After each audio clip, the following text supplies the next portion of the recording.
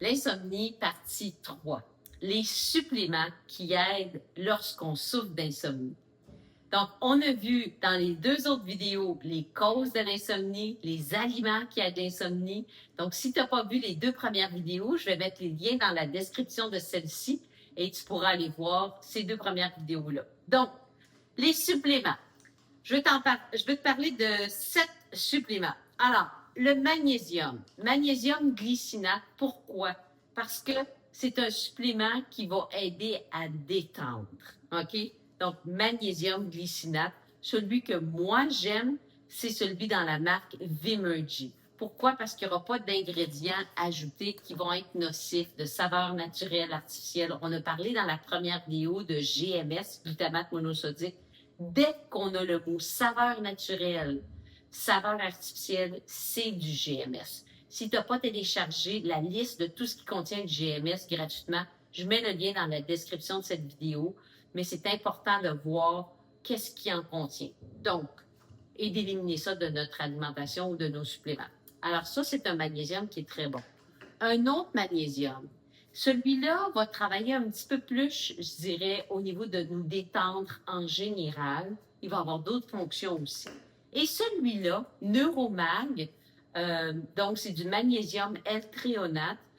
Ce magnésium-là va être un petit peu plus aidé au niveau de la réparation neurologique, plus au niveau du cerveau, mais de la réparation au niveau neurologique et de protéger contre de l'inflammation causée par les virus. Alors ça, c'est un autre supplément qui est, un autre, la mélatonine. La mélatonine, j'ai d'ailleurs fait même toute une vidéo juste sur la mélatonine parce que c'est loin d'être seulement pour nous aider à tomber dans le sommeil. Parce que la mélatonine, un de ses rôles, c'est nous faire tomber dans le sommeil. OK? Alors ça, c'est quelque chose que moi, personnellement, si, exemple, je vis un gros stress, donc je sais que c'est quelque chose qui peut être spécial, et puis là, je vais prendre de la mélatonine avant de me coucher. Si je me réveille dans la nuit pour être sûr que je me rendorme tout de suite, je vais tout de suite en reprendre d'autres. Mais comme j'ai dit, c'est important que tu parles du dosage avec ton médecin, ta médecin. Le GABA. GABA va aider à prolonger le sommeil. OK? Donc, mélatonine va nous aider à tomber dans le sommeil. GABA va aider à prolonger. Naturellement, pour tous ces suppléments-là, tu ne prends pas ça n'importe quelle quantité. Tu dois voir, parce qu'il y a des quantités, puis dépendamment du médicament que tu prends, c'est important vérifier pour pas qu'il y ait d'interaction. Mais là, je te donne juste l'information de GABA, entre autres dans ce que ça fait, ça aide à prolonger le sommeil.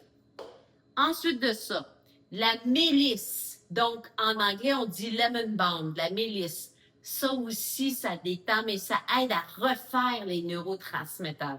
Donc, quand on peut avoir de l'anxiété, c'est super bon, ça va aider à refaire les neurotransmetteurs, ça va aider à ce que ça circule mieux, mais en même temps, ça détend. Ça va aider à diminuer de la douleur.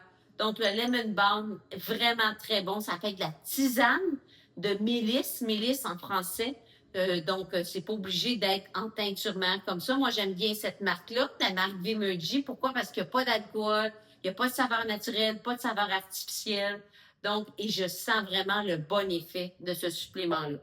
L'autre dont j'aimerais te parler, c'est les graines le pavot de Californie. Alors, on va dire en anglais California Poppy Seed.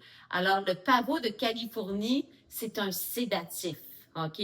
Donc, ça va aussi va nous aider à se détendre. D'ailleurs, il faut faire attention de ne pas en prendre beaucoup lorsqu'on s'en va prendre la voiture, etc. Donc, vous vérifiez toujours avec votre médecin si vous pouvez en prendre. Et l'autre que je n'ai pas avec moi, mais dont je voulais vous parler, c'est le 5-HTP. Alors ça, c'est aussi un supplément qui peut aider au niveau du sommeil. C'est quelque chose qui peut aider aussi quand on se sent dépressif.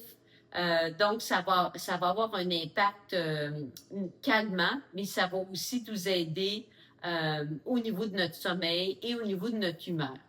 Donc, j'espère que cette dernière vidéo sur l'insomnie vous a donné peut-être des pistes de solutions. Si c'est quelque chose qui t'intéresse, tu dis, moi, l'insomnie, je veux aller au fond de ça, je veux tout savoir ce qu'il y a à savoir.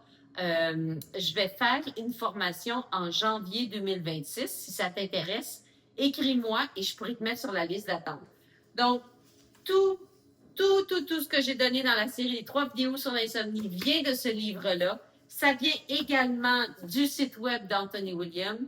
Alors, j'espère que ça t'a donné de l'espoir. Moi, j'avais de l'insomnie avant. J'appréhendais l'idée d'aller me coucher depuis que j'étais jeune. Je me disais, oh non, je repoussais toujours le moment d'aller me coucher.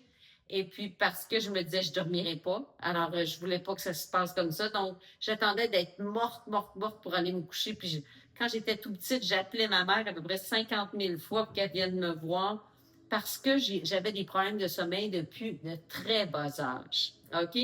Et maintenant, c'est plus du tout le cas. J'ai hâte d'aller dans mon lit. J'adore mon lit. Je m'endors rapidement. Donc, il y a de l'espoir, je vous le dis, parce que j'avais quand même beaucoup d'insomnie. Merci et on se revoit.